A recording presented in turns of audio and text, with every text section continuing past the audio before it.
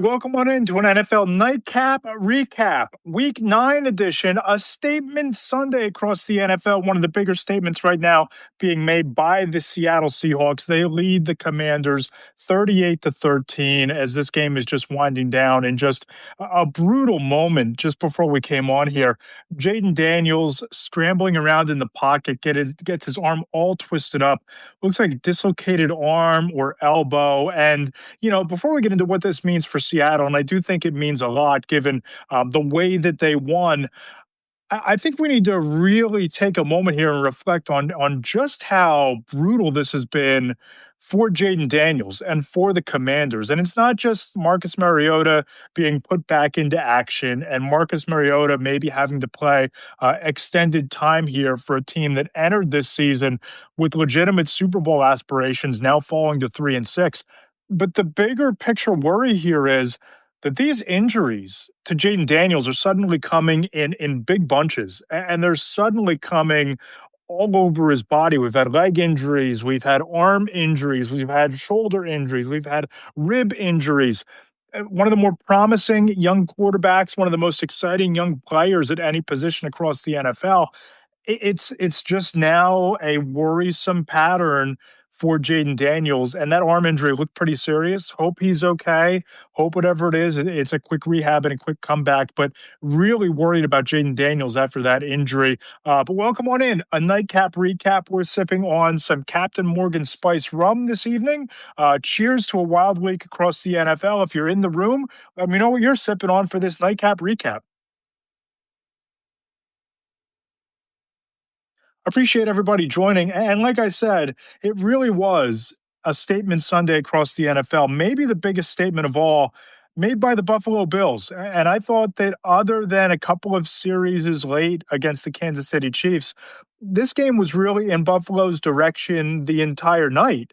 And what I really was impressed by the Bills was, and I talked to an NFL executive about this shortly after that game, in years past, it's been Josh Allen, Josh Allen, Josh Allen, hero ball, offensive fireworks, Allen winning games on the run, Allen winning games with his arm. That wasn't what happened today.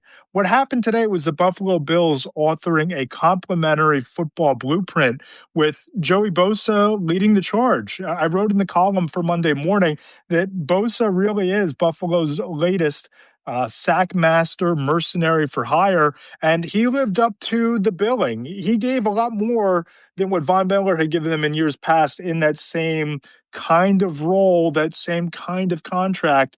Just a monster day. One sack, 5 quarterback hits, constantly applying pressure on Patrick Mahomes, and a statement win for the Buffalo Bills, a dominant performance on the back of their defense. They sacked Mahomes 5 times. They hit him 15 times. Most quarterback hits he's had to absorb in his career. The lowest completion percentage, under 50% for the first time in his career. Just a constant barrage of pressure in the pocket. And when it wasn't the Bills defense that was punishing and battering Mahomes, it was James Cook, the battering ram. He went over 100 yards for the 5th time this year. And I wrote about this on social media and took some flack from some Ravens fans. It really feels like James Cook is becoming the force multiplier the Ravens thought they were getting in Derrick Henry, at least this year's version of Derrick Henry, because Cook makes the whole thing go. And he makes everything that Josh Allen does even more dangerous, even more effective, even more punishing. And, we'll see. We've been down this road before with the Bills where they blow out the Chiefs or they beat the Chiefs in the regular season, and then their playoff run ends with Mahomes on the other sideline. And at times in the AFC Championship game, the red and yellow confetti swirling around. But this felt different. This felt like they found a way to beat Mahomes. This felt like they found a way to flex their muscle as the team to beat in the AFC. A lot of football left to go, but I was really impressed by what the Bills did today in a statement win. Elsewhere in the AFC, and another big defensive performance came maybe in the mecca of defensive football, and that's in Pittsburgh. And what the Steelers did today to the Indianapolis Colts, they stopped that offensive stampede dead in its tracks. In a lot of ways, at least for a day, and we'll see if other teams are able to replicate this formula and this blueprint. But in a lot of ways, Daniel Jones's slipper shattered at Acrisure Stadium. 6 turnovers. Jones entered today with 4 total turnovers all year. He had 4 turnovers today. He had the 3 interceptions. He had the fumble lost. The Colts muffed a punt deep in their own territory. And beyond the 6 total turnovers the Colts committed, Tyler Warren was irrelevant, really, for the first time all year. And this is a week after Tucker Kraft went off for 143 yards, 2 scores, 131 yards after the catch in a blowout win by the Packers over the Steelers. But Pittsburgh, because of that defense, because of the turnovers, they constantly played with short fields. A lot of the time, the turnovers are what caused it. They started 5 drives. Five Steelers possessions started in Colts territory, and 2 of them started in the red zone. How often do you see that? And here's the thing. When you talk about how the Steelers win, how they've always won, yeah, it's been on the backs of dominant defenses and swarming defenses and rushing the passer and generating turnovers, but it's also been built on running the football. They only rushed for 38 yards today. 38 rushing yards for the Steelers. So much of that was because of those short fields created by the defense, and they won the game 27-20. And watching that game in the 1 o'clock window, I never thought it was really even as close as the score indicated. So a statement win by the Pittsburgh Steelers, and a game they needed. Make no mistake, after what the Ravens showed on Thursday night and the fact that Lamar Jackson is healthy again, that was a game that the Steelers absolutely needed, and they delivered a knockout punch against what had been the most dominant offense in the league. Another team that I thought really checked a box today, and certainly a playmaker who did as well, it was the San Francisco 49ers and Christian McCaffrey. That was an absolute dismantling, a total blowout in East Rutherford, and McCaffrey single-handedly may have ended the Brian Dable era. We talk about which is going to be the next coach fired after Mike McCoy was let go. We saw the Dolphins almost inexplicably just fire general manager Chris Greer, but bring back Mike McDaniel for the rest of the year. I call it a hunch. I don't know that Brian Dable makes it to next Sunday. I'm not sure how this is going to play out because Jackson Dart was fine. And Jackson Dart looks like he checks all of the boxes for the Giants. He looks like he has all the trappings of a franchise quarterback, and he was fine today. 191 and 2 touchdowns. He ran for 56 yards. But here's the problem. Jackson Dart led the Giants in rushing. That can't happen. It just can't happen. And I know they lost Cam Scatterbo last week against the Eagles, and I know that that let all of the wind out of their sails, all the air out of the balloon for that game last week and maybe the rest of the season, because in a lot of ways, Scatterbo is the heartbeat, one of the more important players, one of the more talented players on that roster. But you can't have your rookie quarterback who you drafted in the first round, you traded up to go get, lead your team in rushing and take the kind of hits that he keeps taking, not just behind a leaky offensive line, but running to contact, getting hit and taking big hits along the sideline and in the open field, punishing hits. When you can't protect your rookie quarterback, and when your rookie quarterback continues to take that kind of punishment, and you continue to lose these games in the way that the Giants have, I don't know how Brian Dable survives this. I don't know how John Mara watches from the owner's suite in MetLife Stadium, looks at Jackson Dart taking that kind of punishment week after week, and you don't move to fire the coach and bring in a coach who will be more responsible with his development. Help promote Mike Kafka for the rest of the year.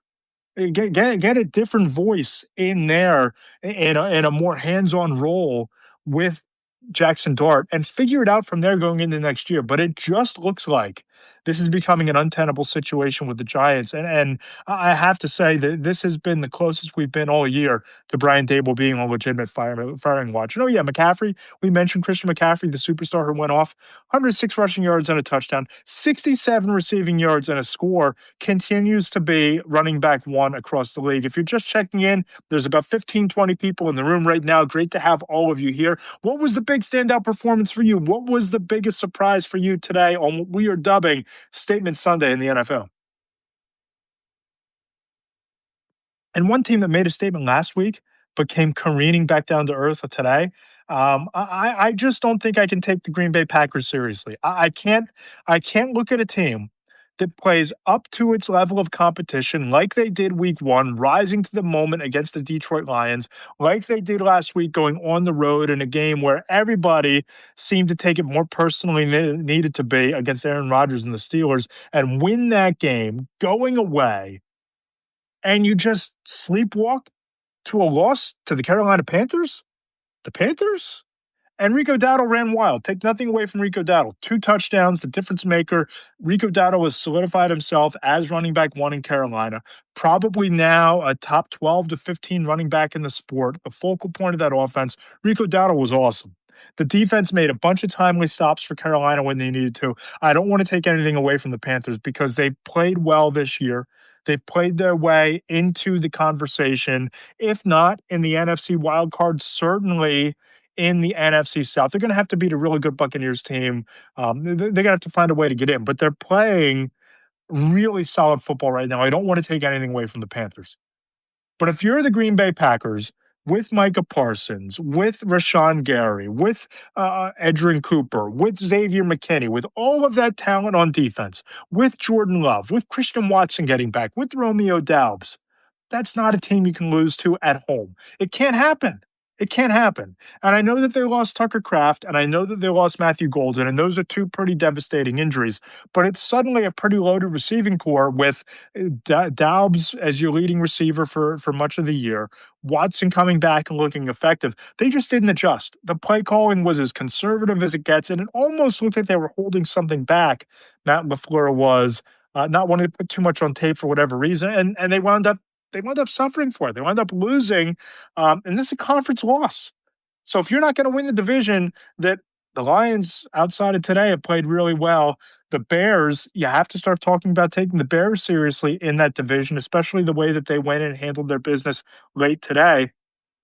And J.J. McCarthy, if he plays like he did today for Minnesota, the Vikings going to be in the mix. If you want to win that division, if you want to go to the playoffs, forget about the Super Bowl talk from when they traded for Micah Parsons in that blowout Week 1 win. If you want to make the playoffs, you cannot trip up against a team like the Carolina Panthers. You might need that type of a win for tiebreaker purposes.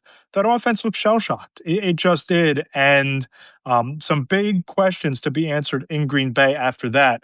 Another team that I just continue to be impressed by. I don't know about you, but I love what the Denver Broncos are doing. And I couldn't be more impressed by Denver's season. They just find ways to win. If we want to talk about the Green Bay Packers letting teams off the hook or playing down to their competition, every week the Broncos rise to the moment late in the fourth quarter. Another walk-off field goal today, another one on the road, another big win on the road, like in Philadelphia, like traveling overseas to London and beating the Jets. I know it's the Jets, but it's still London and everything that goes into it. They blew out the Cowboys last week, but today you go down to Houston, a really, really dominant defense, and you punch them in the mouth and you win the game late. It was Bo Nix's 7th fourth quarter comeback, 7th game-winning drive of his career, and his 4th fourth quarter comeback this season. Rookie running back R.J. Harvey goes nuts. 5 for 5 in the passing game for 51 yards and a touchdown after a breakout performance last week when they expanded his role in the ground game. Defense did what it had to do, but the bottom line is here, Denver found a way to win. And to me, a young team with a young quarterback that continues to beat teams late, that continues to have their best moments in the clutch moments and the most important moments of games, those are some of the more dangerous teams in the NFL. And last year, we saw the Kansas City Chiefs ride that mentality, ride that comeback ability, ride those clutch moments all the way to a Super Bowl berth. They were ultimately exposed by that Eagles defense. But I look at this Broncos team, that Denver defense is better than Kansas City's defense was a year ago, and they're figuring it out. That's a dangerous team. That's not a team that I would want to see on the other side of the field in the postseason in the AFC. So a lot of big wins. What was the win that stood out to you? What was the win that impressed you the most around the league today? because those are the ones that jumped off the page for me. Obviously, I think that the Ravens picking themselves off the carpet and making the kind of quick work that you should make against a team that's quit like the Miami Dolphins did on Thursday night. Obviously, that mattered a lot. I think that it's now clearly a two-team race in the AFC North. And if we go inside what to expect in the column tomorrow morning in 4 downs between the hash marks, subscribe tonight if you haven't already. It'll be delivered to your inbox before you wake up in the morning. I spoke with 3 NFL executives about what the Bengals should do with Trey Hendrickson ahead of Tuesday's trade deadline. Not quite a consensus, but pretty close. Spoke with Joe Banner, former Eagles president, former CEO of the Cleveland Browns. He basically said that they absolutely should trade Trey Hendrickson. Basically told me that there are 3 contenders all in the NFC who are in the mix. You'll find out which one's in the column on Monday. Also spoke briefly after the game to Bears running back Kyle Monangai. What a game from the Chicago Bears. What a wild final 90 seconds or so when you had something like 30 points scored combined between the two teams over the final 2 minutes of that game. Caleb Williams with the big touchdown to Colston Loveland's rookie tight end to eventually put it out of reach. But that Bengals defense, that's a dumpster fire. Trey Hendrickson, in or out, isn't going to save that. I'm of the belief they should trade Trey Hendrickson to get draft capital to try to build up that offensive line to protect Joe Burrow next year, to maybe add a piece or two to the defense. Some people inside the league agree. Some aren't convinced that Hendrickson should be traded. They're only 2.5 games out. It's a big dip, but if Joe Flacco plays the way that he did today, maybe the guy I spoke to who said not to trade Hendrickson, maybe he has a point. I disagree with him. You can read what people inside the league think about Trey Hendrickson's future in the column tomorrow morning, and I try to rank the trades that have been made so far, because we've seen 4 or 5 trades made over the past week that have the potential to impact the playoff race. I think grades are kind of silly of trades, especially when we don't know what teams are going to do with the draft picks that they acquired in the trade. So I didn't grade them. Grading is tired. Ranking is wired. We ranked the trades on which will have the biggest impact on the playoff race across the NFL down the stretch. But I appreciate everybody checking in. Hope you enjoyed the Nightcap recap. Hope you enjoyed the NFL Sunday. I'll be back with Mike Tanier for a special Tuesday live podcast shortly after the 4 p.m. trade deadline. We'll recap all the news, get into our biggest winners, our losers, contextualizing the moves, what they mean. We'll break down this weekend's action a little bit more in depth than we did tonight. But appreciate everybody joining in. Subscribe to Between the Hash Marks if you haven't. 4 Downs goes live tomorrow morning. And cheers, everybody, to another great NFL Sunday and another NFL Nightcap recap.